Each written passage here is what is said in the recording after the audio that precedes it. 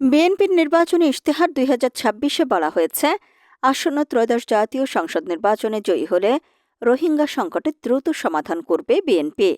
6 ফেব্রুয়ারি বিকেল 3:30টায় রাজধানীর হোটেল সোনারগাঁও বলরুমে বিএনপির নির্বাচনী ইশতেহার 2026 ঘোষণা করেন বিএনপির চেয়ারম্যান তারেক রহমান। বিএনপির লিখিত নির্বাচনী ইশতেহার 2026-এ বলা হয়, রোহিঙ্গা সংকটের দ্রুত সমাধান করা বিএনপির অগ্রাধিকার।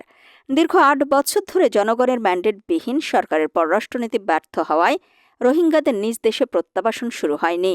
বিএনপি দুইবার 1978 এবং 1992 সালে রোহিঙ্গা সংকট সমাধানে সফল হয়েছে। এই ধারাবাহিকতায় বিএনপি রোহিঙ্গাদের নাগরিকত্বের পূর্ণ অধিকার সহ মিয়ানমারের নিরাপদ, স্বেচ্ছামূলক, মর্যাদাপূর্ণ ও টেকসই প্রত্যাবর্তন নিশ্চিত করতে দৃঢ় প্রতিজ্ঞাবদ্ধ। প্রতিবেশী দেশসমূহ এবং আন্তর্জাতিক অংশীদারদের সঙ্গে যৌথভাবে কার্যকর কূটনৈতিক উদ্যোগ নিয়ে রোহিঙ্গা প্রত্যাবাসনের জন্য শক্তিশালী পদক্ষেপ নেওয়া হবে।